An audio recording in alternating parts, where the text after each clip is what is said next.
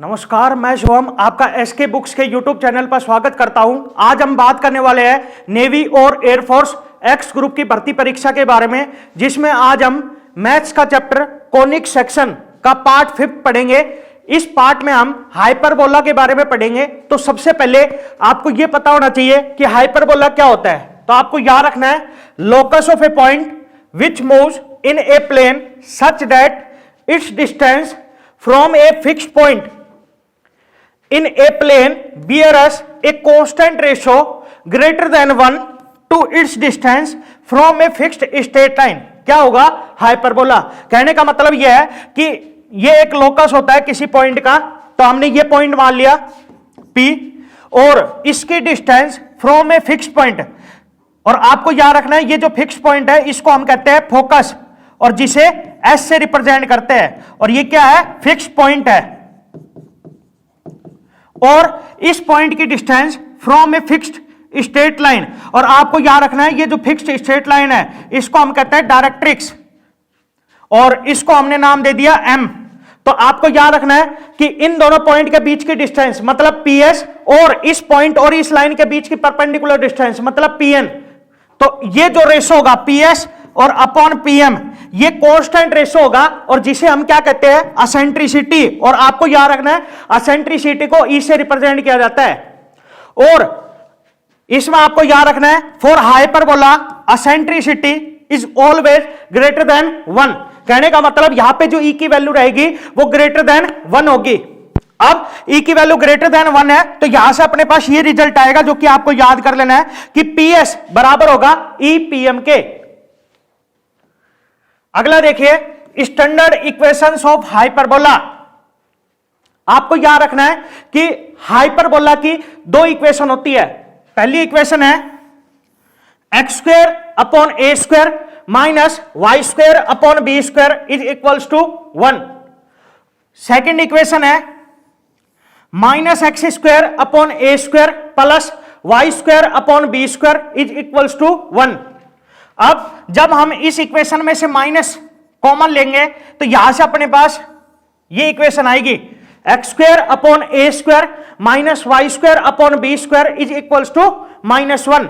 कहने का मतलब यह है कि फर्स्ट इक्वेशन में तो y square upon b square वाला नेगेटिव से कनेक्टेड है, और सेकेंड इक्वेशन में x square upon a square वाला नेगेटिव से कनेक्टेड है। या फिर आप ऐसे कह दो कि बीच में माइनस का साइन है और इस साइड माइनस का 1 है।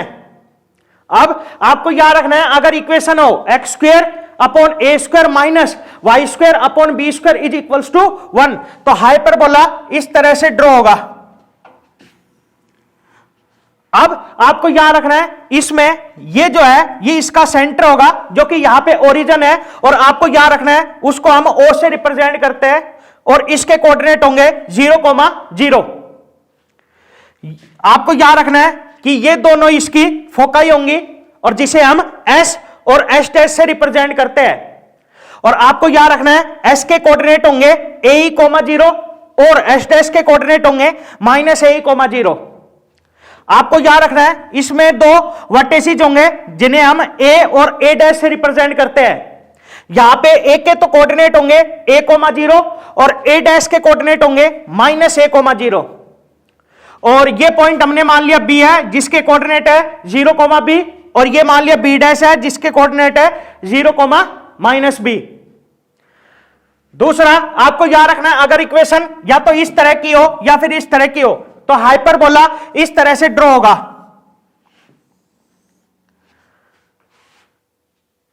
ये जो होगा पॉइंट ये इसका सेंटर होगा जो कि यहां पे ओरिजिन है, और इसके कोऑर्डिनेट होंगे 0,0। ये आपको याद रखना है इसमें दो फोकाई होंगी जिन्हें हम S और S डैश से रिप्रेजेंट करते हैं, और S के कोऑर्डिनेट होंगे 0,BE और S डैश के कोऑर्डिनेट होंगे 0,-BE। ये दो इसके वर्टिसेस होंगे जिन्हें हम B और B डैश से रिप्रेजेंट कर रहे हैं। यहां पे आपको याद रखना है B के कोऑर्डिनेट होंगे 0,B और B डैश के कोऑर्डिनेट होंगे 0,-B। आपको याद रखना है कि ये दोनों लाइन ये इस हाइपरबोला की डायरेक्ट्रिक्स होंगी। इसकी तो इक्वेशन होगी x is equals to a upon e, और इसकी इक्वेशन होगी x is equals to minus a upon e. ऐसे ही इसमें ये दोनों डायरेक्ट्रिक्स होंगे, इसकी इक्वेशन होगी y is equals to b by e, और इसकी इक्वेशन होगी y is equals to minus b by e. अब आपको याद रखना है, दो तीन पॉइंट है, ये आपको याद कर लेना है। पहला पॉइंट कि a और a डैश, आपको याद रखना है कि a और a डैश का जो मिड पॉइंट होगा वो सेंटर होगा, जो कि यहां पे ओरिजिन है o। ऐसे ही आपको याद रखना है s और s डैश का भी मिड पॉइंट सेंटर ही होगा। ऐसे ही इसमें b और b डैश का मिड पॉइंट o होगा, ऐसे ही s और s डैश का मिड पॉइंट o होगा। अगला देखिए, जैसा कि आप देख रहे हो यहां पे एक के कोऑर्डिनेट है a,0 और a डैश के कोऑर्डिनेट है माइनस a,0। अगर मैं आपसे यह पूछता हूं कि एक के कोऑर्डिनेट a,0 है तो इसकी डिस्टेंस बताइए फ्रॉम ओरिजिन, तो आप क्या कहोगे a। ऐसे ही इसके कोऑर्डिनेट है माइनस a,0 तो इसकी डिस्टेंस फ्रॉम ओरिजिन क्या होगी a। अब आपके दिमाग में ये डाउट आएगा कि सर ये तो माइनस का a है, तो यहां पे माइनस a होना चाहिए था डिस्टेंस, लेकिन आपको याद रखना है distance can not be negative, it is always positive, तो ये a ही होगा। अब आपको याद रखना है इस हाइपरबोला में ये जो एक्सिस है इसको हम कहेंगे ट्रांसवर्स एक्सिस,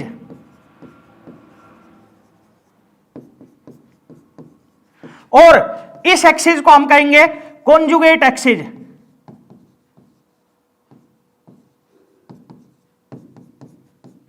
तो यहां से यह निकल के आया कि इस हाइपरबोला के लिए लेंथ ऑफ ट्रांसवर्स एक्सिस क्या रहेगी a plus a, that is 2a।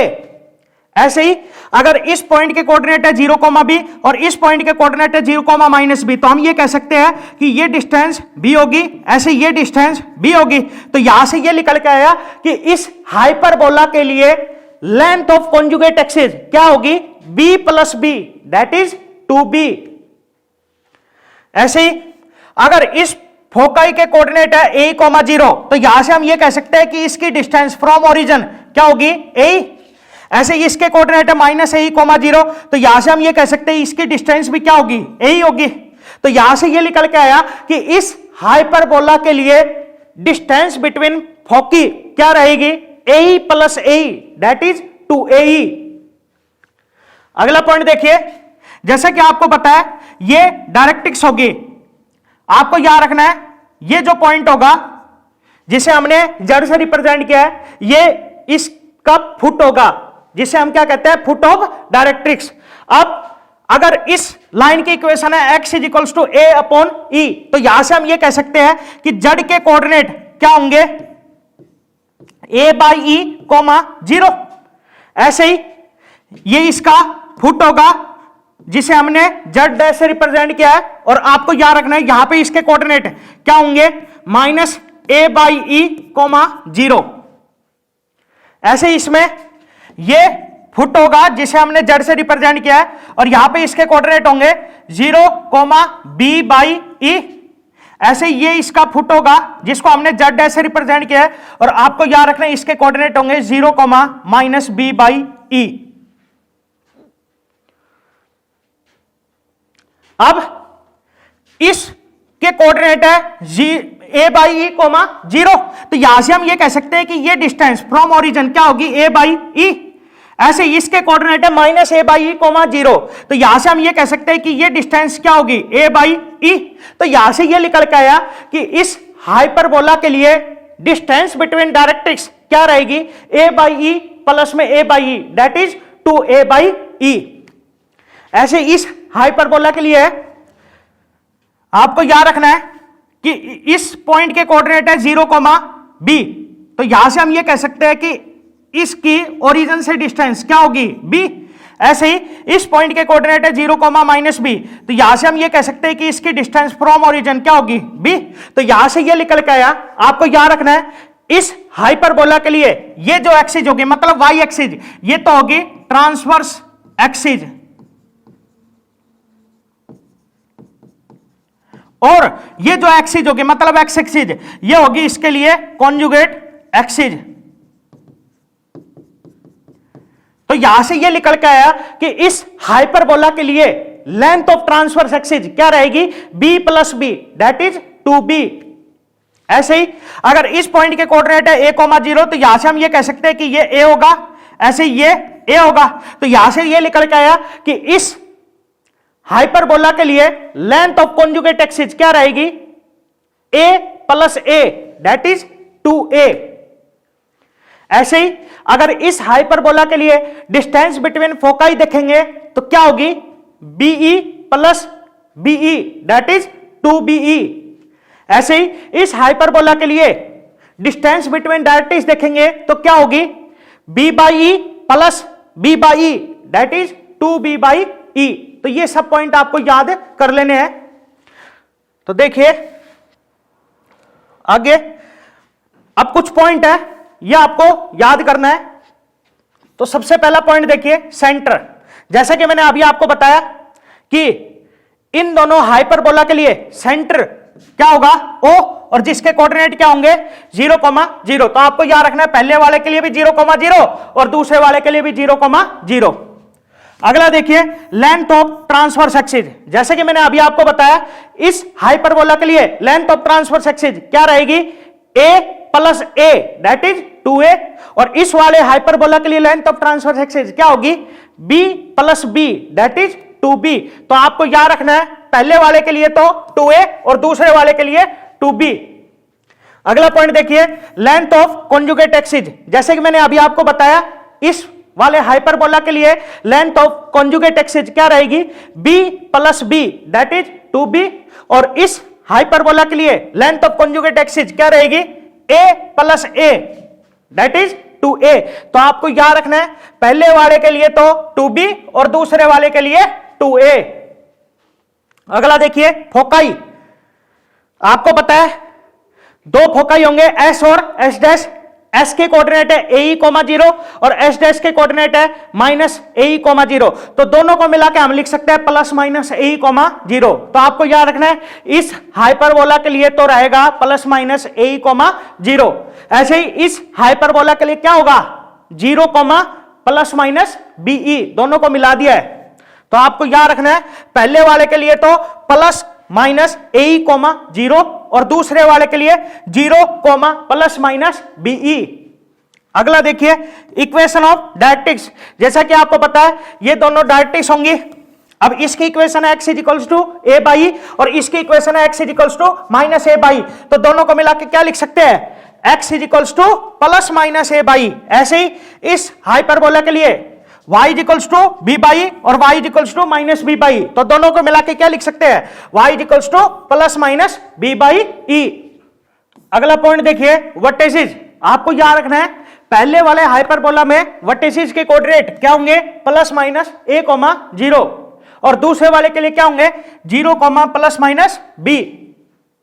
अगला है असेंट्रिसिटी। आपको याद रखना है पहले वाले हाइपरबोला के लिए असेंट्रिसिटी का क्या फॉर्मूला होगा, E equals to under root a square plus में बी स्क्वायर अपॉन में ए स्क्वायर। और दूसरे वाले के लिए क्या होगा, E equals to under root a square plus में बी स्क्वायर अपॉन में बी स्क्वायर।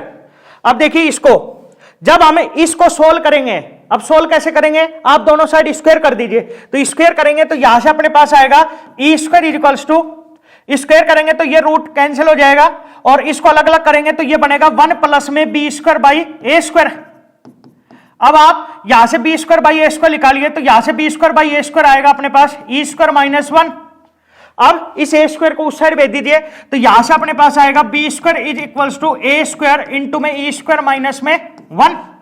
तो आपको याद रखना है ये रिलेशन होगा ए बी और ई में।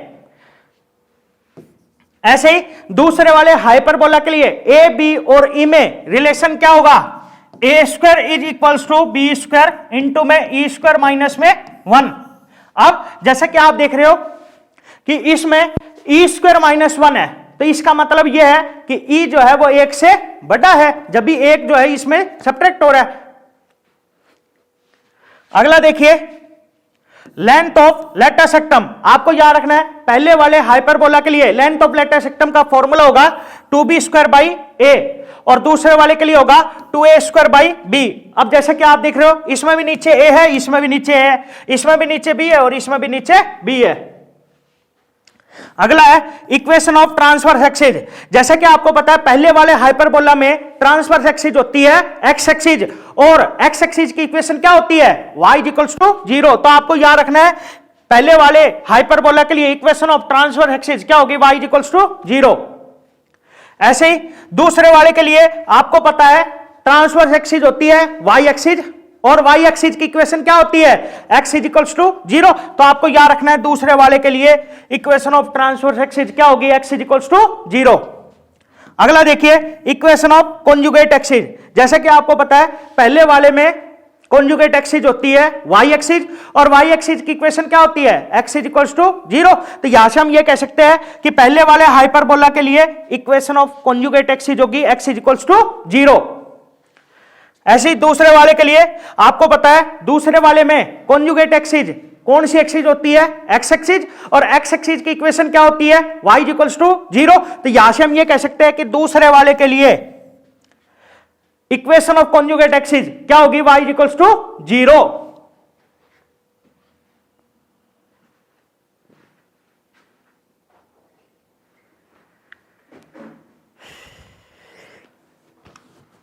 अगला पॉइंट है पैरामेट्रिक कोऑर्डिनेट्स। आपको याद रखना है कि जो पहले वाला हाइपरबोला है उसके लिए पैरामेट्रिक कोऑर्डिनेट्स होंगे a secant phi b tan phi.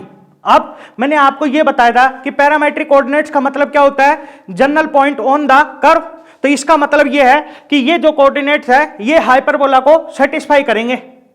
अब जैसा कि आपको पता है हाइपरबोला की इक्वेशन होती है x² by a² minus y² by b² is equals to 1। तो ये इसको सेटिस्फाई करेंगे। तो उसके लिए आप x की जगह a secant फाई पुट कर दो और y की जगह b tan फाई पुट कर दो। तो इसमें पुट करेंगे तो यहां से अपने पास आएगा a² secant² phi upon a² और y की जगह ये पुट करेंगे तो ये बनेगा b² tan² phi upon b²। तो a² से a² कट जाएगा, b² से b² कट जाएगा। तो यहां से अपने पास आएगा secant² फाई माइनस में tan² फाई। और जैसा कि आपको पता है secant² फाई माइनस में tan² phi is always equals to 1। और जैसे कि आप देख रहे हो ये भी 1 के बराबर है। तो इसका मतलब इसने इसको सेटिस्फाई कर दिया। इसी तरह से जो सेकंड वाला हाइपरबोला है उसके लिए पैरामेट्रिक कोऑर्डिनेट्स होंगे ये a tan phi b secant phi. अगला है फोकल रेडियई। आपको याद रखना है कि जैसे ये हाइपरबोला है और एक पॉइंट है P जो कि हमने मान लिया और उसके कोऑर्डिनेट है x1, y1। ये जो पॉइंट है ये हाइपरबोला पे है, मतलब हाइपरबोला को सेटिस्फाई करेगा।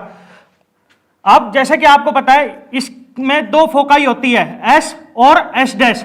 तो हमने एक बार तो इसकी डिस्टेंस निकाली P और S के बीच में और एक बार निकाली P और S' के बीच में। तो आपको याद रखना है ये क्या कहलाएंगे फोकल रेडियई। तो आपको याद रखना है कि SP बराबर होगा EX1 माइनस A और S' ये बराबर होगा EX1 प्लस A। लेकिन ये कब होगा पहले वाले हाइपरबोला के लिए। और अगर हाइपरबोला दूसरे वाला हो तो उसके लिए SP बराबर होगा EY1 माइनस में B और S' बराबर होगा EY1 प्लस में B। अगला देखिए डिफरेंस ऑफ फोकल रेडियई, मतलब S' माइनस SP, मतलब इन दोनों का डिफरेंस निकालेंगे। तो आपको याद रखना पहले वाले के लिए तो रहेगा 2A और दूसरे वाले के लिए रहेगा 2B। अगला है डिस्टेंस बिटवीन फोकाई। जैसे कि मैंने आपको बताया कि हाइपरबोला में दो फोकाई होती है। तो पहले वाले के लिए एक के तो कोऑर्डिनेट होते हैं AE, 0 और दूसरे वाले के रहते हैं माइनस AE, 0। अब जब हम उन दोनों के बीच में डिस्टेंस निकालेंगे तो डिस्टेंस अपने पास आएगी AE प्लस में AE दैट इज 2AE। तो आपको याद रखना है पहले वाले के लिए डिस्टेंस बिटवीन फोकाई क्या रहेगी 2AE और दूसरे वाले हाइपरबोला के लिए डिस्टेंस बिटवीन फोकाई क्या रहेगी 2BE। अगला डिस्टेंस बिटवीन डायरेक्ट्रिक्स। आपको याद रखना है पहले वाले के लिए तो रहेगा 2A/E और दूसरे वाले के लिए रहेगा 2b/e। अगला है टेंजेंट एट द वर्टिसेज। जैसे कि आपको पता है कि ये हाइपरबोला है, ये इसके वर्टिसेज होते हैं a और a'। a के कोऑर्डिनेट होते हैं a,0 और a' के कोऑर्डिनेट होते हैं -a,0। अब ये टेंजेंट है, ऐसे ये भी टेंजेंट है। अब इस पॉइंट के कोऑर्डिनेट अगर a,0 है तो यहां से हम ये कह सकते हैं कि इस लाइन की इक्वेशन होगी x = a। ऐसे ही इस पॉइंट के कोऑर्डिनेट -a,0 है तो यहां से हम ये कह सकते हैं कि इसकी इक्वेशन होगी x बराबर -a। तो यहां से ये निकल के आया कि टेंजेंट एट द वर्टिसेज क्या इक्वेशन होगी, x बराबर a और x बराबर -a। इसी तरह से सेकंड जो हाइपरबोला है उसके लिए equation of tangent at the vertex क्या रहेगी, y = b और y = -b। अगला टॉपिक है इसमें रेक्टेंगुलर हाइपरबोला। आपको याद रखना है कि रेक्टेंगुलर हाइपरबोला की स्टैंडर्ड इक्वेशन ये होती है x² / a² - y² / a² = 1। और जब हम इसको सोल्व करेंगे तो यहां से अपने पास ये इक्वेशन आ जाएगी x² - y² = a²।